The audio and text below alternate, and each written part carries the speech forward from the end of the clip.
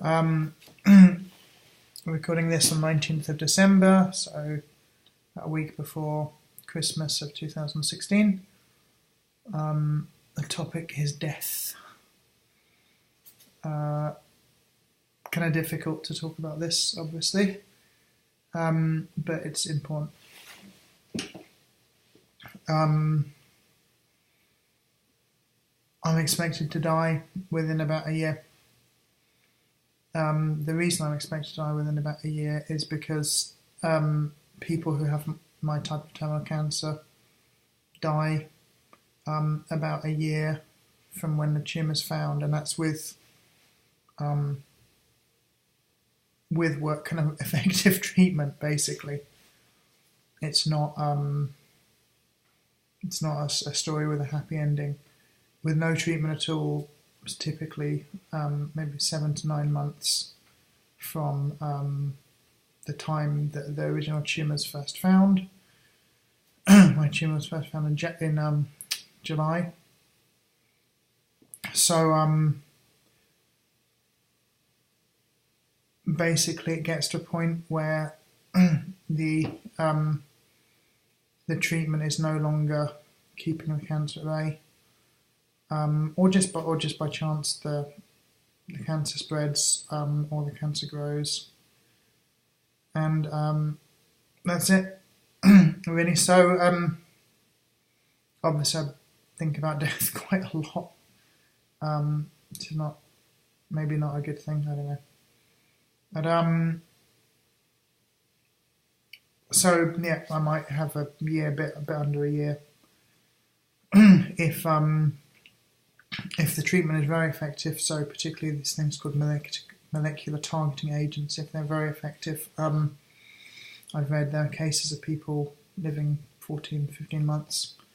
But this isn't a cancer where you sometimes hear about these people who have 6 months to live and, manage to defy all the odds and live for 3 years or whatever. Or people who are given a couple of years to live and after 5 years are kind of cancer-free.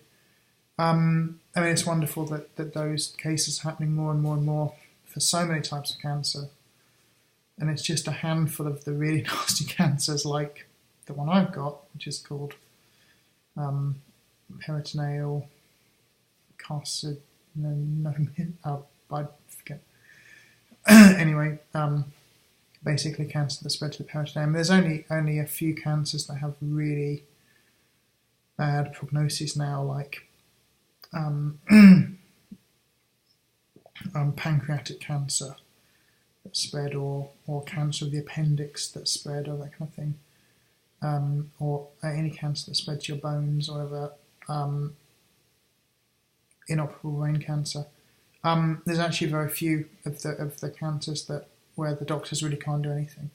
Unfortunately, I've got one where the doctors can't do anything, really. So, think about death quite a lot, and particularly how to use the remaining time. And sometimes I think about what's going to happen to my family when I'm not here. And that's really tough, quite painful just thinking about it now. Particularly my kids. What's going to be what it's going to be like for them.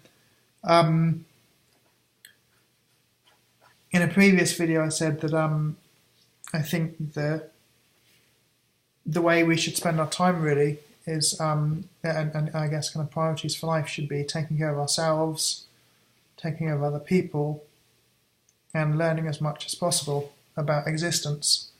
I think that those are kind of in order of priority, not necessarily in order of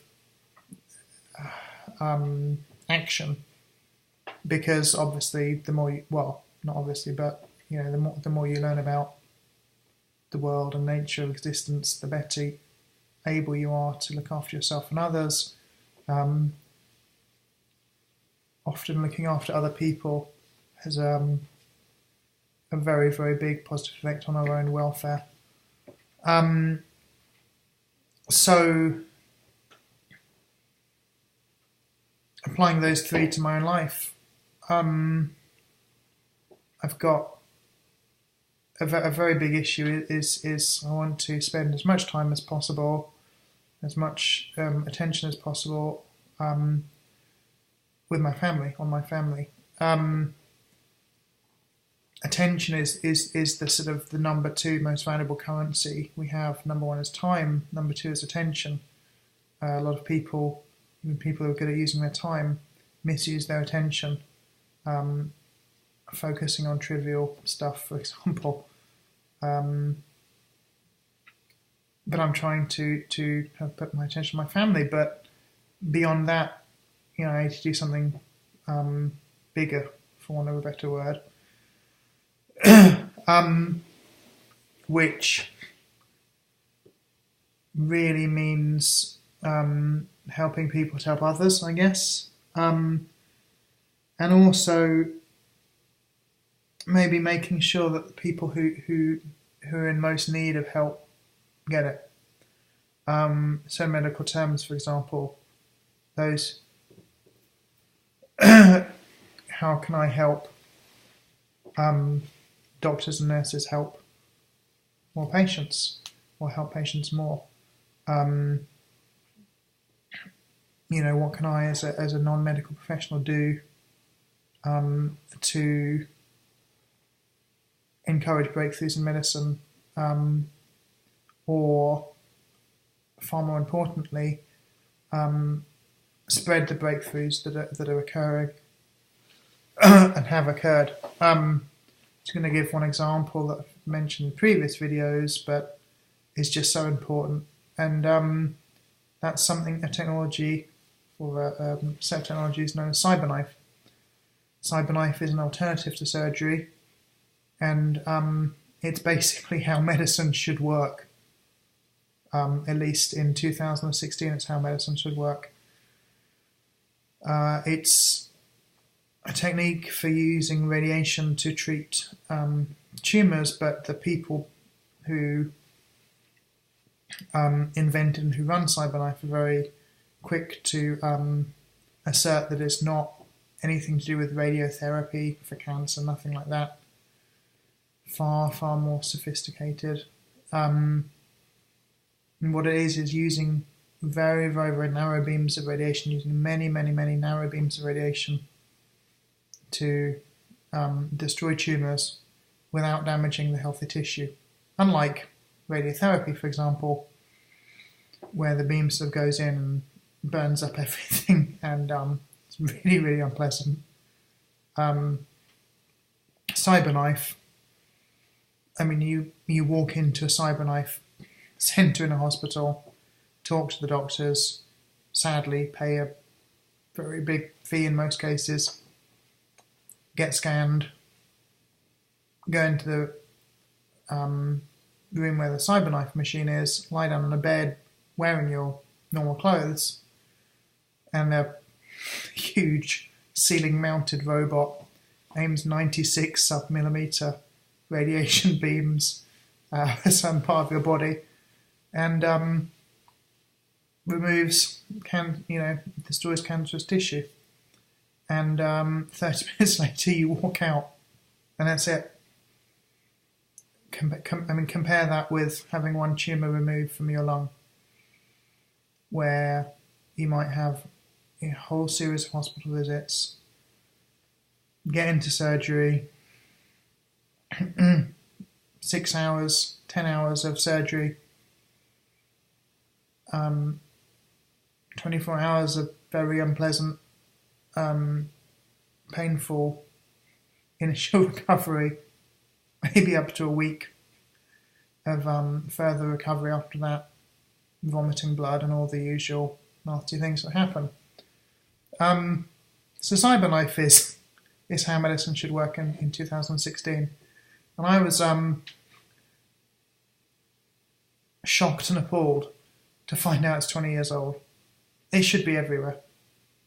It should be absolutely everywhere, because it makes sense, and it's probably cheaper than doing the surgery.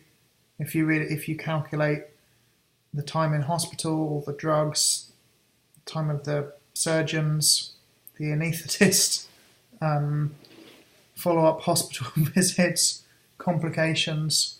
I mean, this is just one example of something that should be everywhere. I'm having an experimental cancer treatment, which is, I think it's called regional hypothermia therapy. And again, it should be everywhere. Very, very, very simple treatment.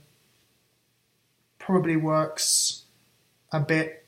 Some research seems to suggest it improves other cancer treatments by about 30%. So when combined with other cancer treatments, you get a 30% increase, which, for example, means you could have less chemotherapy or less radiation treatment, or you could have surgery and less chance of the cancer coming back. 0 side effects. So basically, even if it works only a tiny bit, it should be everywhere. Every hospital should have this machine. So that's one thing, is how can I make sure these treatments or just very effective medical practices getting spread around. And this is another thing, is how can I make sure that the people who most desperately need help get it, because contrary to popular belief, help does not flow to need. Money does not flow to the people who need it. Money moves around because of mathematics and behavioural psychology. It doesn't move to who needs it. Help is basically the same way. How can we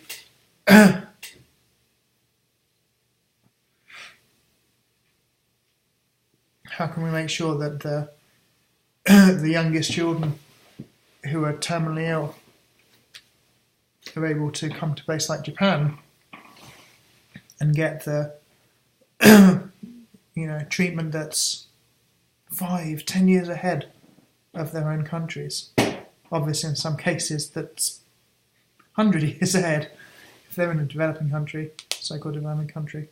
But generally speaking, treatment in Japan is 5-10 years ahead of the US and the UK, for example, most of Europe. How can we make sure that those people, those little kids who have the absolute most to gain, how can we get them over here so that they get some more years? I'm 37. I'm very much hoping that the immunotherapy is going to give me a few more years. But obviously for a 4-year-old kid, if we extend their life by a year, 25% increase. Massive. Massive, massive.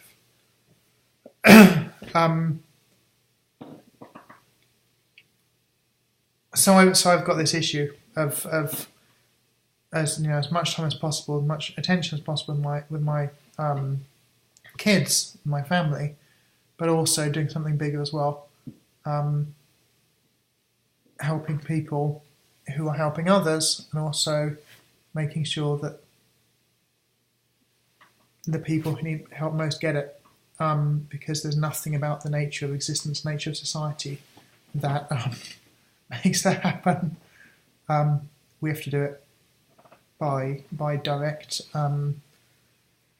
focused action, really. So that's what I'm thinking about in my, and hopefully acting upon,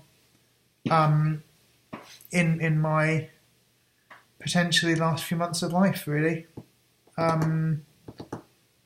Thanks for listening. There'll be lots more of these videos coming over the next few days and weeks, hopefully a few months.